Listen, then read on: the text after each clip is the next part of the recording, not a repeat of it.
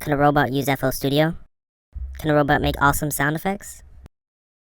Can you? Well, yes, I can. First things first, you're gonna need FL Studio, Valhalla Room, and Fab Filter EQ as well. You're also gonna need a rendered out preview of your edit and the song that you edited to, but only the bit that you edited. So you should have 2 files. So before we get into the tutorial, I feel like you should know some basics. So this up here is your playlist. This is the piano roll. You won't be needing this when doing sound effects. This is the channel rec. This is the browser. This is where all your main sound effects go. If you're having trouble getting to your sound effects folder, you should go up here, press options, file settings, and then you can link it right here. This is the mixer. This is where all your effects will go, and you can add effects by pressing here and going through the selection, or you could just press more plugins and go here. If you want to copy a certain effect, you can press Control, left click, and this will highlight it. And then if you press Shift, left click, this will duplicate it. Also, if you're in FL 25 or 24, you can drag this up and down to control the volume. And you can take these 2 sliders to have fade ins or fade outs. If you want to make something slower, you can press up here and press the stretch tool, and you can stretch it outwards. So it will sound like this versus this. If you have 2 shots but you don't want to affect the length of this one, you can press here, press make unique, and now whatever you do here, it will be unaffected. So if I drag out like this won't get affected. If you want to reverse the sample, you can double click here and it will open the master, and you can click here reverse. And also whilst you're here, you can link it to another track, and in here you can have other things like SMP start, length, and things like that. So also if you want to control the volume a different way and have it automated, you can click on the sample again, press left click, and you can automate volume, or you can automate panning. So you can have it pan from left to right if you really want. So like I'll just have a random curve here. But yeah, that's the basics. First of all, dragging your song and go here, this thing at the top, press this and go to Fruity Video Player. Okay, never mind that. And once you got Fruity Video Player open, want to click this, go to the file directory and click on your video. And you also want to press detached, and I will just put it over here for now. So first things first, once you have the video loaded, you want to see if the songs match up first of all. So I think he starts like here. So what I'm gonna do is I'm gonna get the snip tool right here and slice this off. Press right click to delete it, drag it all the way here, and see if they match up now. It's slightly off still, so I'm just gonna, I think that's what he did. So yeah, you've done the first part. So first of all, click this to track 1, and you should have 4 tracks in total. So what you want to do is have this track. I'm gonna just slap a preset on here, but I'll tell you what's on it. I'm not gonna be like a gatekeeping nerd. So what I do is have Valhalla Room. The mix is like this. Phaser, just default phaser. We have this over here, which is pretty sure it's this, one of these 2, and then I just moved it back a bit. OTT on half and limited it, because this will be our side chain. I didn't really explain it in the video, but basically what a side chain does is it makes the music duck for whatever is on that track. So in this instance, I'm making the sound effects louder than the music by making the music duck for the sound effects. And this could be seen in the waveform that I'll put a picture on screen or something. So basically you would right click this, route to this track only, then put here as well, and then you would turn this all the way down, and this is hearable, and then you also put route to this track only as well. So then it's also playing through here, and then what you would also do, you would leave this empty, and I'm just gonna slap some presets on here. So first thing, I would turn all of these off because we won't be needing them until later. And then what I would usually do is make automation clips for all of these. So I'd make automation clips for every single one, and then I would also turn these off,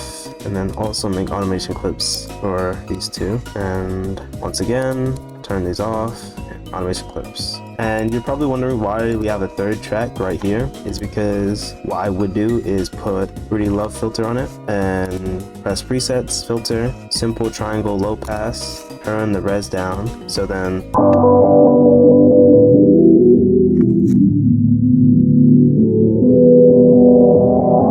this is like an underwater sound effect kind of thing. So I'd also create an automation clip, but I'll just turn it out for now because we're not going to be using it till way later. So yeah, you have your main track set up. When you're starting to do your sound effects, you obviously need this up. So first thing, just watch the edit. I'm gonna skim through and then I'm gonna go to the first impact. So as you see here, he gets a shot. So what I'm gonna do is I'm gonna go to like just the sound effect pack, and I'm gonna go to quad 4. I'm not too versed with quads. I think that's a weapon he's using, right? So I'm just gonna slap the first sound effect here. Let's be like. So basically the main part of this section is just to place down your main sound effects, like all your main gunshots and all your main impacts, just to get a feel of like where things should go and how things should sync up, and basically get a nice foundation going. Okay, after you've done placing all your little shitty sound effects, first things first, you need to link them to each track. So I'm gonna link all of these to track 2. First shot, what I'm gonna do is I'm gonna cut this off, so then it's not that part, the little like reload, like click. So it's like that. I'm gonna go to my transitions folder, whooshes, impact, pre-impact. So something I like to do is add a before shot. For our first impact, I'm gonna shorten this a little bit because I heard the little reload. So shorten this, and I'm gonna have a build up whoosh, and I'm also gonna have impact. So I'm just gonna use this one that I have laying around. You can press Alt and right click so you could like hear if you have the whoosh like fully lined up properly, without going back and recording it. I even have this, so link this all to track 2. So yeah, it hits hard, but obviously everything's a bit too loud. So what I would do is I would take the snaking feature or the sliding feature, I don't know what to call it, tweak it a little bit, obviously turn this down. I would turn this a lot more down, like -3 decibels, and do this.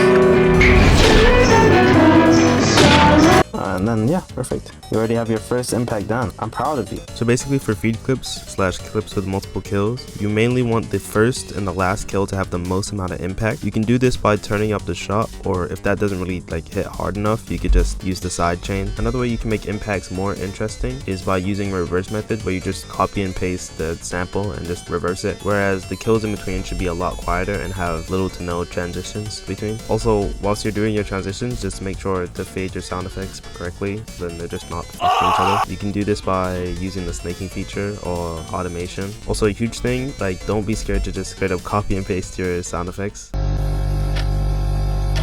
When it comes to doing sound effects for cinematics or sound effects in general, you should be mainly trying to build an atmosphere and really try to make it like the person is actually like in the scene. God, try nigga don't be updated by you niggas hot as shit.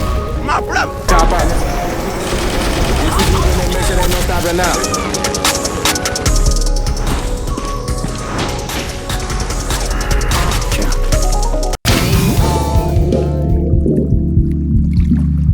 I added a lot of depth to my scene by using this echo method that I totally made myself and definitely didn't take from anyone else. Another way of adding a lot of depth / impact to your sound effects is by slowing down the gunshot on the cine, or using a slowed down version for the final shot. So something like this. I also tend to turn up the delay and the Valhalla room on the sound effects just to add more depth to the sound itself.